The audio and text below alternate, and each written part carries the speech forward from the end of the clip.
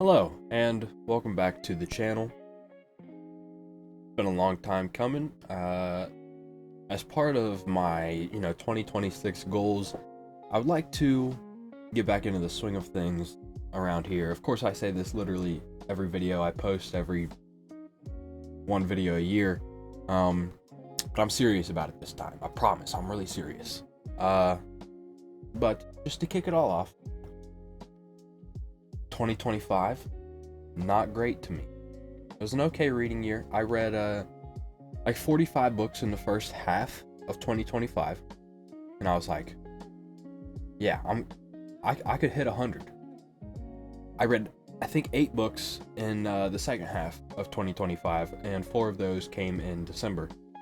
So, not great. So, I have a couple notables that I'll talk about for 2025. We're not going to get a whole top 10 or whatever, although my top 2 are here. But we're going to look forward to 2026 mainly. And there's some prerequisites there, some things changing. When I'll talk about that when I get there. Okay, so I have 4 notables here for 2025. Interestingly enough, none of them are fantasy. I did have a couple fantasy books, fantasy sci-fi books that I ranked highly last year. I just don't want to talk about them. I can tell you something. One was Fool's Errand. Surprise, surprise. The Devils by Joe Abercrombie made it pretty high. Sailing to Sarantium by Guy Gavriel Kay. All very good books. I just don't have a whole lot to say. These 4, however, I really liked. So you should read them. Number 1, we'll go with Tana French's In the Woods. This is book 1 of the Dublin Murder Squad series. I guess each book is kind of standalone-ish.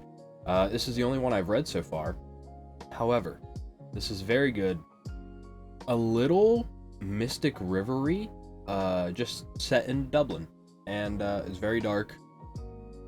Main character is an asshole, but this book is really good.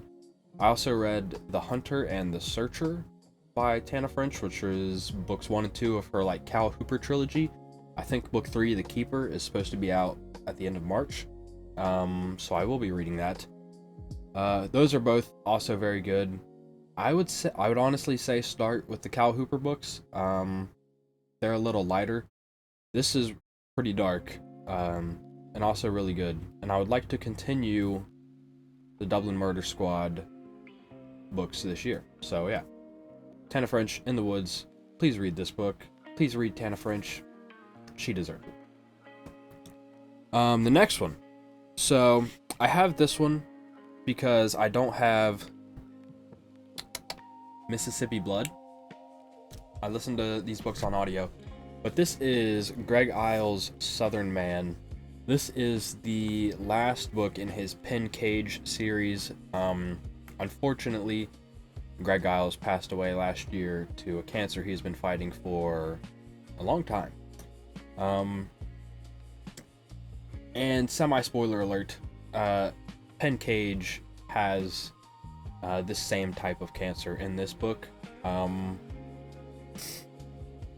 And reading this one really, you could tell he probably knew this would be his last book. So this one's really heavy.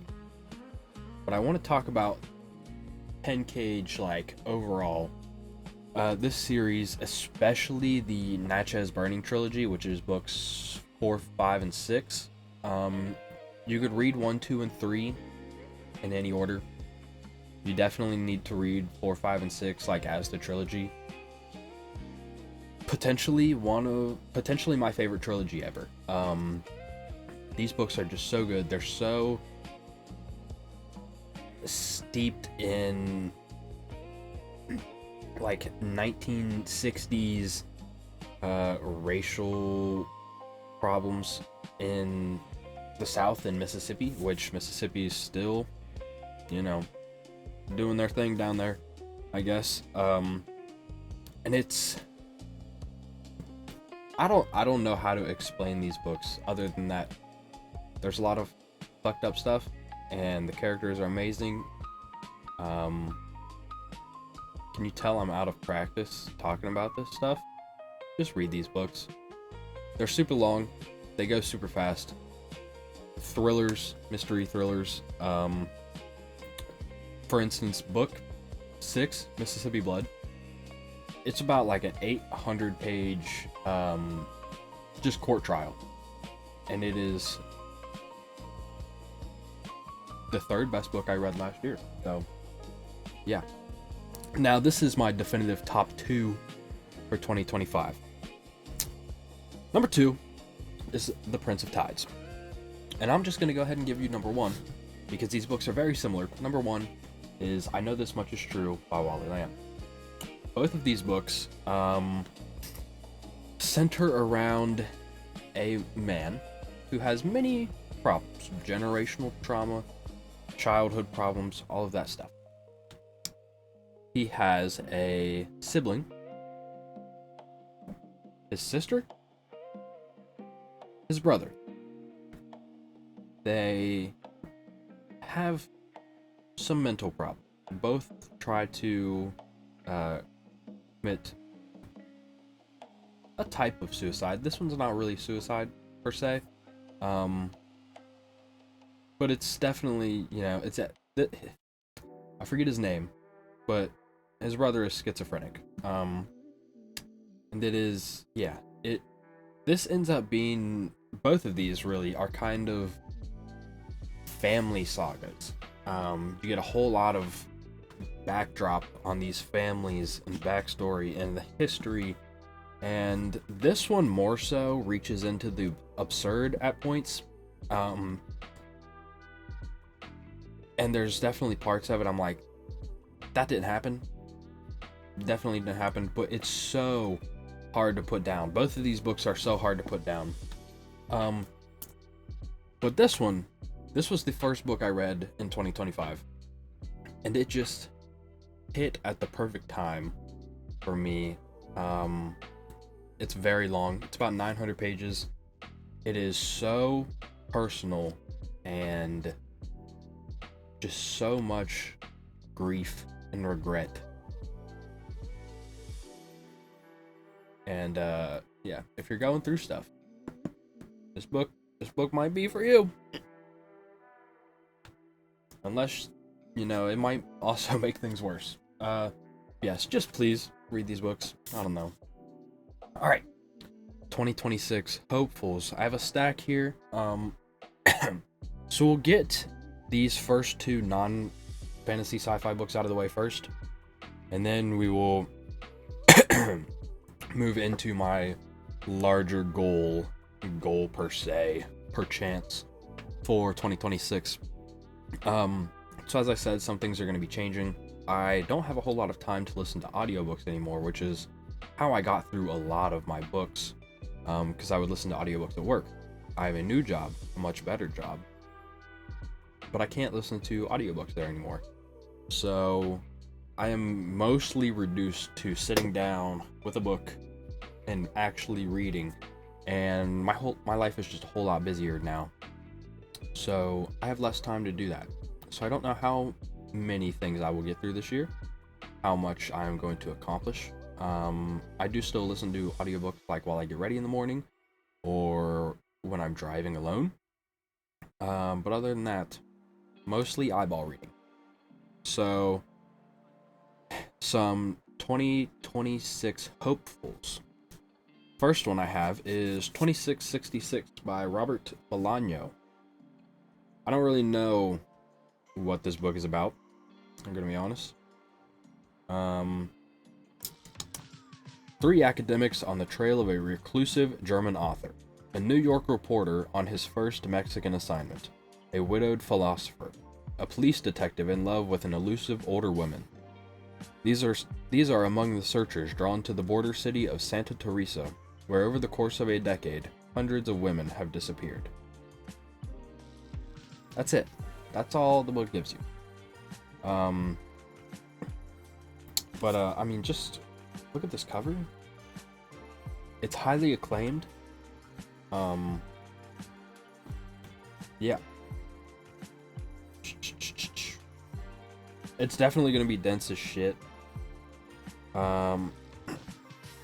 Joins the ambitious overachievers of 20th century novel, those like Proust, Musil, Joyce, Gaddis, Pynchon, Fuentes, and Ballman. I know 2 of those people. Yeah. Will I like this book? Will I actually read this book? That remains to be seen. It's very long. It is about 900 pages, so it may not happen, but I would like to try to get to it this year. I'll set these over here. This is another one I would like to get to this year. This is The Hour I First Believed by, of course, Wally Lamb. I Know This Much Is True so much that I need to try this one. This is another big old chunky book. This one's 700 some pages. Yeah, about 740 pages it looks like. So I know what this one is about. This is a married couple who moved to Colorado. I believe it was Colorado. Moved to Colorado, and he is a high school teacher, and his wife is the school nurse. They moved to Colorado, and in April 1999, of course, is the Columbine shooting.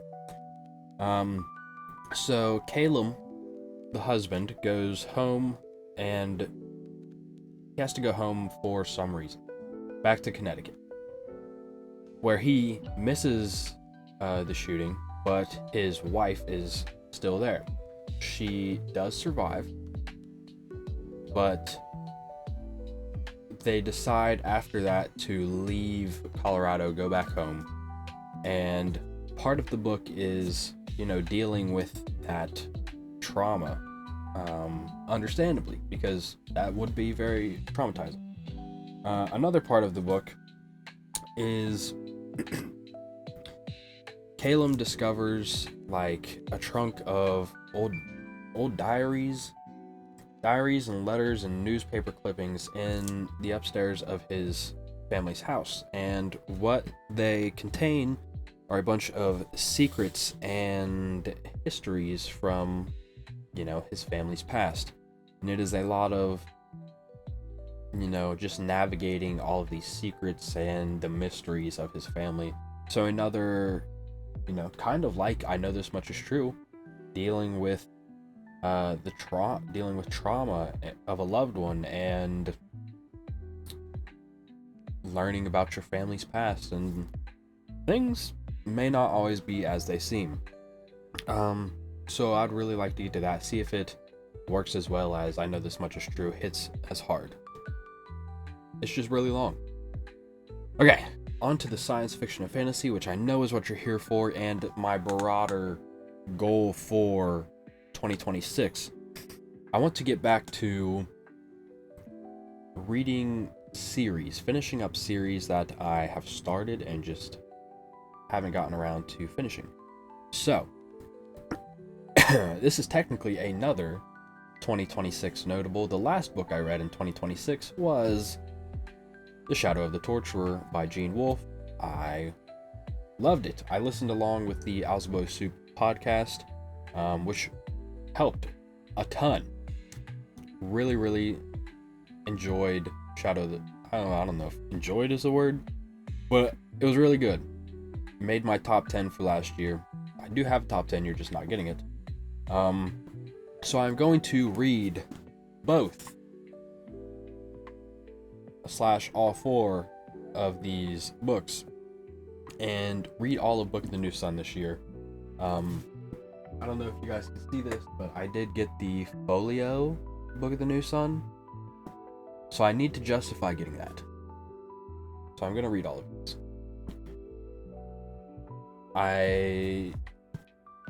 Strange, dense, complicated. That's my jam. Book of the New Sun. Okay. I want to get back to R. Scott Bakker. I read The Judging Eye last year. I didn't continue. Luckily, Bakker is the GOAT, and he has recaps in here, so I know what's going on. This book is like significantly longer than all of the other ones. It's over 700 pages. So this is White Love Warrior, and I'm gonna try to finish the series. Again, I have a lot less time to read. I don't know how much I'm gonna get through this year. But yeah, I will get back to R. Scott Bacon this year. A couple things I didn't want to pull out. I did pull that one out. Where did they go? Oh, here we go. Look at me. I did pull them out. I am going to read Wind and Truth. I started this when it came out. Not even last year. 2 years ago now. I guess not technically 2 years. 2024. December 2024. I started this. I got through day one. It was just too long. The book's too long. It's 1,300 pages. But I will finish this year and so complete my first arc of the Stormlight archive. I've heard a lot of mixed responses about this book. I have mixed feelings about the series and Brandon Sanderson in general. But I'm going to read this. I'm also going to go back to Mistborn and finish at least the first Mistborn series. I have the Hero of Ages. That is the last one, I think. I'm gonna read that. I DNF'd it once. I'm gonna go back. I will not let it defeat me. I will not let Brandon Sanderson defeat me. It won't happen. So, Wind and Truth and the Hero of Ages will both be completed this year for certain. Another series that will be completed for certain, because I'm going to buddy read them, is Tad Williams' Last King of Osten. This is Into the Narrow-Dark. I have The Navigator's Children sitting over here. This is looking around April or May, I think. I love Tad Williams. It is honestly a crime that I have not finished this yet. He's one of the GOATs, okay? As much as I loved Memory and Sorrow Thorn, Witchwood Crown, and the Grass Empire? Empire of Grass, were just, like, above Memory, Sorrow Thorn in every way. So I need to finish off these two books, because he has another book coming out in October 6th, 5 days before my birthday. Happy birthday to me, called The Splintered Sun, which is book one of a new Osten Ard series. It was supposed to be a short book, and I guess it is now like 900 pages. So Tad is doing Tad things. It's supposed to be one short standalone book, and it's 900 page book one of a series. So I want to be able to read that on release, so I need to finish these two books. And that will happen for certain. A couple other things that I have in mind. I'm going to continue Black Company, hopefully. And maybe finally finish Tawny Man with, what's the last book? Fool's Fate. So yeah. Now, two books I'm currently reading, starting this year off good with the second of these books. I'm currently reading Path of Daggers by Robert Jordan, book 8 of the Wheel of Time. Hooray. I'm very far into it. I'm almost done. I have about 100 pages left. It is a book. I will make some headway into this series this year if I can get through the slog. That's all I have to say about that one. And these two books, the other one's up here, but this book, I'm currently reading this, and this may be the third year in a row where my book of the year is the first book I read of the year. This Forge of Darkness, book 1 of the Carcanis trilogy by Steven Erikson, Malazan Book of the Fallen prequel series. This centers around, the Teist and the Jaghut and the Thelikai and the Azathanai. What are the Azathanai? Who knows? Questions to be answered. This is about 300,000 years before the events of the Book of the Fallen, and this is so good. The amount of, like crazy world building / lore things that have happened in this book already. I have about 100 pages left. It's just ridiculous. We had 10 main books, huge long books, and there's still more shit to learn in this book. And whereas Book of the Fallen can be lighthearted at times, and there's those funny, silly, goofy moments, there's not really any of that in this book. This is dense, it's philosophical, it's dark, it's heavy, and it's the shit. This is probably the best Erikson book I've read so far, and Book of the Fallen's already my favorite series. So that just tells you how good this is. This is on track to be a perfect score out of me. If you have read Book of the Fallen, you need to read this too, because it is it enhances a lot of things in Book of the Fallen already, and it's just read Carcanis. Read Carcanis. Okay, that's pretty much all I have. Next video you see of me will either be a wrap-up or a TBR for February. I know that's a little ways away, but I'm gonna, just do my thing. Not overdo it. So yeah, thank you for watching, inviting me back, welcoming me back. And I will see you next time. I love you all. Peace out.